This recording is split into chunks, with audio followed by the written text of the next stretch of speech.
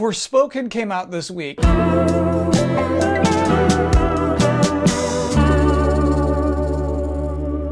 This is a tough time for the Xbox brand. Last week, Microsoft announced widespread firings extending to their game studios. In fact, it does look as though we might have to make a minor adjustment to my top 10 most anticipated trailers of 2023. There we go. And then just this week, Microsoft announced declining Xbox content and services and hardware revenue in the last quarter. So it's a weird time to be producing something like this.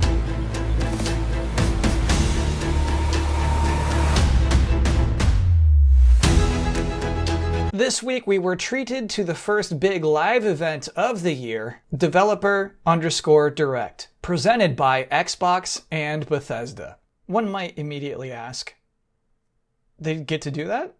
Anybody can just call these things a direct? So, Nintendo Directs started in 2011. Hi, I'm Reggie from Nintendo of America, and this marks a new endeavor for Nintendo. Direct video news feeds designed just for you. They were a special thing. At the time, it was novel to see somebody with the status of Satoru Iwata or Reggie Fils-Aimé just chilling out, talking to the camera lens about video games coming up and other things. For less than $8 per month, you'll be able to enjoy the entire current season of popular shows like Dancing with the Stars, Modern Family, and Glee. Look at this setup here. You can hear the whir of what I presume is an AC unit. I'm here inside Nintendo headquarters in Kyoto. There's nothing more direct than this. In 2019, Devolver Digital called their yearly E3 satire show Devolver Direct because that year it was a parody of what a Nintendo Direct is like. It followed the same theme and tone. But then every year after that, they just kept calling it the Devolver Direct. I presume because they realized this is just a good word for this kind of thing. And then, obviously, Nintendo has morphed their own Nintendo Directs into something not quite as pure as what they once were. It takes two to tango. Cody and May's relationship is on the rocks. So yeah, I guess we can just call any of these things a direct now. I don't have a problem with it. Nobody owns direct. You're all directs. But this branding, this particular packaging here, this is ultra dorky. Worse, it's insincere. This isn't direct from the devs. We can see there are layers of scripting and coaching between us. We have people standing like this. We make the kinds of games we love to play. And talking to us like this. The opposing team is not the only thing you need to worry about. Beware of the piglins. One might presume that because it's the real devs talking here, not the pencil pushers from marketing, that maybe the presentations would become more natural, more like natural speech. Maybe they wouldn't use words like experience as much anymore. The best possible experience. Racing experience. Experience. PvP multiplayer experience. Online co-op experience. Feel-good rhythm action experience. The experience, amazing experiences. Driving experience. Cutting edge ray tracing experience. I only counted 13. So if we're looking at a 42-minute presentation, that's like one experience for every 3.5 minutes. And for this kind of thing, that's actually very good. However, what I wanted to say today is that despite all of the artifice, this presentation is actually pretty good. There's actually some good stuff in this. It was a 42-minute presentation focused on just 5 games. You're giving the games the time to speak for themselves. Here are these games as they are. For instance, I really like this thing. This is a cool tidbit that I think speaks to the potential of an actual developer direct. A while back, we had somebody on our dev team use a strategy where they built a bunch of what are called plank golems, which are archers. So they're very weak, but they do a high amount of damage. And he had 40 of them, and he just ran through our base, ran around our tower, and took out our entire tower with such a simple strategy. I genuinely think that's a neat thing to learn. Thanks for bringing that up. With these 5 to 10 minute presentations, that's just the perfect amount of time. That's the amount of time it takes for you to know for sure. You can make the assessment whether or not you want to play that video game. Granted, sometimes it only takes 5 seconds, like this. And starting today, for a limited time, we're making all past chapters available to explore for any player. So everyone can test drive all of our adventures, including our take on Skyrim, Morrowind, Oblivion, and much, much more. Elder Scrolls Online is trying to pick up new players, and their solution is this. This is like, hey everyone, come in and read these 20 books all at the same time. Free now for a limited time. You gotta ease people into this kind of thing.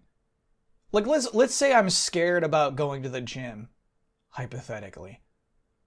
You, as a friend who loves the gym, are like, okay, here's 800 pounds. I don't know. It looks crazy. This looks crazy to me. No, thank you.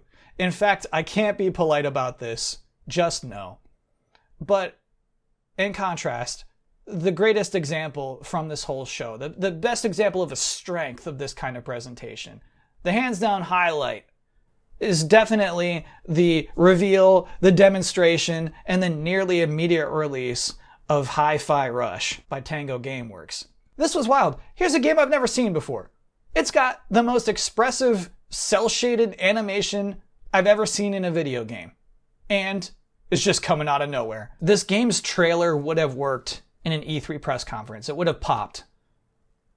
But we would have been like, okay, but what is that game? What is it actually? In a show like this, you can just say, let's jump in and explain exactly what Hi-Fi Rush is. And then they can just show the game. And it's a rhythm-focused combat game. It's not immediately understood. It definitely benefits from an explanation. And to top that all off, surprise! This is a shadow drop. Put your hands up. You can download this game later today. Beautiful, beautiful, beautiful.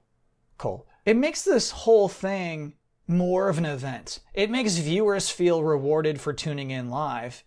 And it makes something like Hi-Fi Rush, which isn't going to get the marketing push of a Gears of War or even a Redfall. It lets a game like this be hero for a day. And this has nothing to do with the Direct itself, but just last week I was talking about WB as a video game publisher and how if a game doesn't have potentially ridiculous ongoing revenue, they're probably not interested in publishing it.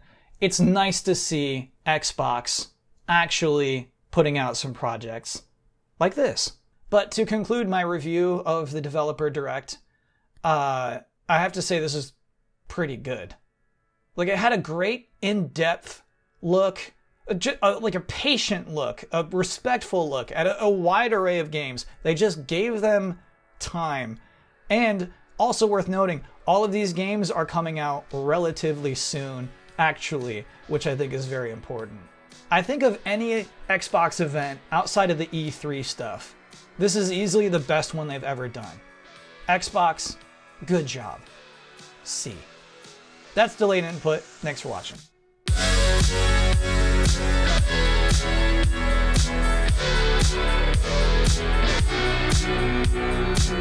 Here is a short clip from last week's episode. Here, I mean, I'm gonna buy this Kate Bishop costume. Cha-ching. Later that day, the day I uploaded that video, it was reported and then confirmed that Marvel's Avengers would no longer be in active development. Essentially, it's like nothing new will be added to the game. And I know what you're thinking. You're thinking, I bet Kyle feels so dumb right now. Well, no, you smart Alex, because if you'll note here, I had 5,750 credits in the game already. And yeah, I bet after seeing that, you're thinking, well, I bet Kyle feels so stupid for having nearly $48 worth of credits in a game that is going to die. But no, smart Alex, I'll have you know that some of those credits I earned in-game, and then also some of those I got deeply discounted. So I bet maybe at this point, you might be already rapidly Googling, and then you may have discovered that on March 31st of this year, Marvel's Avengers will release every cosmetic they've ever charged for free to all players of the game. And I bet you're thinking, well, I bet now, Kyle, I bet this is the point in which you feel very stupid for having all of this money in a video game where everything is going to be free. To which I would say, no, you smart Alex. Not even then, because on that day, on March 31st, all of my credits will be converted into 500,000 units, 50,000 fragments, 5,000 upgrade modules, 5,000 polychoron, and 50 DNA keys. So I guess you're feeling pretty embarrassed right now, which is okay. If anything, I am a little concerned about you. Are you going to have enough polychoron? Because I've got plenty. I can't take more. I'm already at maximum polychoron. So if you need any, I'm happy to lend you some. In either case, I'm good. I'm good with this. I'm comfortable with this game that I put hundreds of hours into. Sunsetting on September of 2023. If you ask me,